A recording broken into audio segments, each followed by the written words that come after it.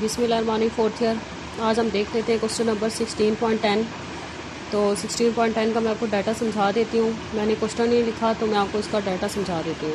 तो 16.10 में जस्ट आपको उसने एच नॉट दिया हुआ था, H naught mean equal to 100। ठीक है, आपको जस्ट उसने क्वेश्चन में आपको एच नॉट मैंशन किया हुआ था, एच वन उसने मैंशन नहीं किया हुआ था। ठीक है, तो अब ज़ाहिर बात है आपको एच वन नहीं पता। तो जब आपको एच वन ना पता हो कि आपने ग्रेटर लेना है या लेस लेना है, तो फिर आप एच वन क्या ले लेते हैं, टू टेल टेस्ट ले लेते हैं। ठीक है, जिस तरह क्वेश्चंस में करते थे। तो 16.10 में आपको एच वन नहीं पता था, तो अब आप एच वन क्या ले लेंगे, नॉट इक्वल ले लेंगे, मतलब ये आप टू टेल हाइपोथेसिस ले लेंगे, टू टेल टेस्ट ले लेंगे हम।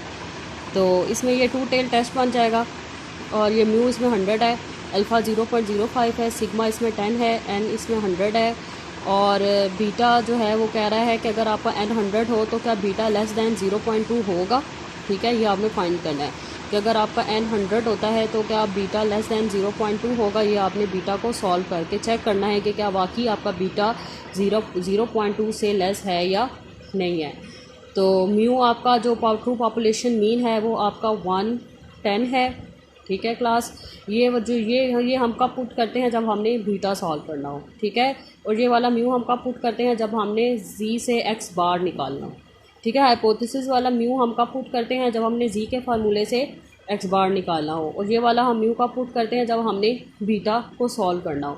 तो अब हमारा टू टेल टेस्ट है, तो हम जी में क्या फार्मूला लेंगे, क्योंकि अल्फ़ा आपका 0.05 है और टू टेल टेस्ट है, तो जी आपका क्या होगा, प्लस माइनस 1.96। ठीक है क्लास, एक्स बार माइनस म्यू आपका 100 है, सिग्मा आपका 10 है बाय अंडर रूट 100। ठीक है, अब हमने जो म्यू यूज़ किया या हाइपोथेसिस वाला हमने म्यू यूज़ किया है, तो एक बार आप माइनस साइन से इसको सॉल्व करेंगे, एक बार आप इसको प्लस साइन से सॉल्व करेंगे। आपने माइनस 1.96 लिया तो उसका एक्स बार आपका आ गया 98.04 और फिर आपने प्लस 1.96 से सॉल्व किया तो उसका एक्स बार आ गया 101.96।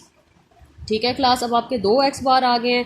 जब आपके पास दो एक्स बार हैं तो जो आपकी जी की वैल्यूज़ होंगी वो भी दो आएंगी। ठीक है, तो पहले आपने जी के फार्मूले में इसको पुट किया, पहले फर्स्ट एक्स बार को 101.96 को, तो जी की वैल्यू आ गई -8.04। फिर आपने दूसरे एक्स बार को पुट किया तो जी की वैल्यू आ गई -11.96।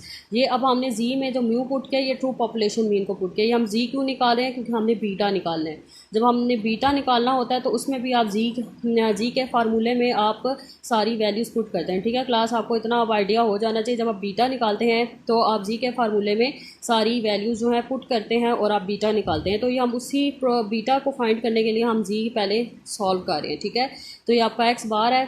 ठीक है, ये आपका म्यू है, ये ट्रू पॉपुलेशन मीन है और डिवाइडेड बाय ये आपका सिग्मा और ये आपका क्या है, एन है। ठीक है, आपने पहले एक्स बार 101.96 से जब आपने पुट किया आपका जी आया -8.04, फिर आपने एक्स बार 98.04 पुट किया तो उससे आपकी जी की वैल्यू आई है -11.96।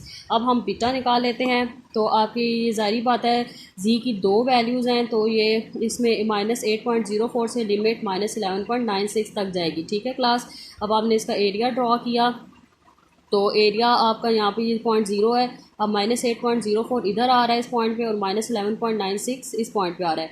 अब ये बिटवीन वाला क्वेश्चन बन रहा है, तो बिटवीन वाले में क्या होता है कि हम जो दो आपकी जी की वैल्यूज़ होती हैं उन्हीं दो के दरमियान वाला एरिया आप कवर कर लेते हैं। ठीक है, अब आप देखें आपका ये एरिया कवर हुआ है लेकिन आपका सिर्फ एक एरिया कवर हुआ है, ये वाला एरिया कवर नहीं हुआ, इसीलिए आप 8.04 की प्रोबेबिलिटी और 11.96 की जो टेबल से आप वैल्यूज़ देखेंगे उन दोनों को आपस में माइनस करेंगे। ठीक है, क्योंकि आपका एक एरिया कवर हो रहा है। सपोज़ अगर आपका एक एरिया, एक वैल्यू इधर होती, एक वैल्यू प्लस साइड पे आती, तो फिर आपका क्या होता, दोनों एरियाज़ कवर हो जाते। तो उस केस में आप दोनों वैल्यूज़ को प्लस करते, लेकिन अभी आपका सिर्फ एक सिंगल एरिया कवर हो रहा है, इसीलिए आप क्या करेंगे, दोनों वैल्यूज़ को आपस में माइनस करेंगे।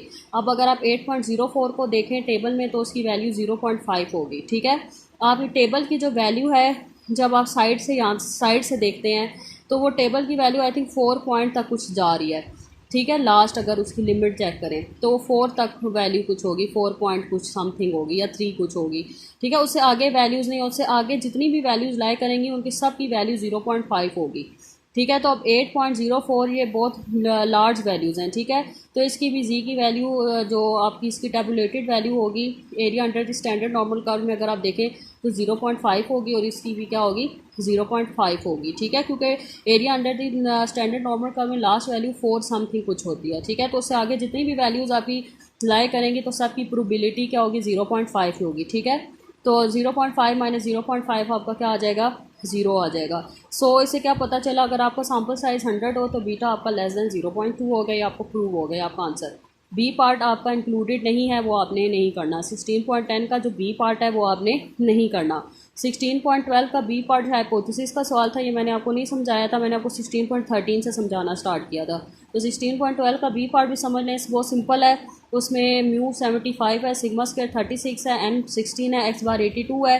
तो आप सिंपल उसमें टू टेल टेस्ट लेके जो आप जैसा हाइपोथेसिस फाइंड करते हैं टू टेल से लेकर जी के फार्मूले पुट करके वो सारा जो आपने किया था बिल्कुल सेम उसी जैसे करें, हाइपोथेसिस फाइंड करें और एंड पे कंक्लूजन फाइंड करें क्या एच नॉट एक्सेप्ट हो रहा है या रिजेक्ट हो रहा है, इसको भी आपने सॉल्व करना है, ठीक है क्लास। अब आपका ये चैप्टर नंबर 16 कंप्लीट हो गया है। तो अब आपकी असाइनमेंट है कि आपने 16.5 टू 16.12 ये आपने मुझे क्वेश्चन चेक करवाने हैं। अब आपका 16 चैप्टर ये जो आपने जितने भी 16.5 से लेकर 16.10 तक ये मोस्ट इंपॉर्टेंट क्वेश्चन है प्रोबेबिलिटीज़ के। ये लाजमी एक क्वेश्चन प्रोबेबिलिटी से इधर से आता है 16 का और एक हाइपोथेसिस का आता है, लाजमी इसमें से क्वेश्चंस बन के आते हैं। तो आपने इनको अच्छे से करना है। अगर आपको कोई चीज़ क्लियर नहीं हो रही तो आपने मुझसे आप पूछ लें, ठीक है क्लास। अल्लाह हाफिज़।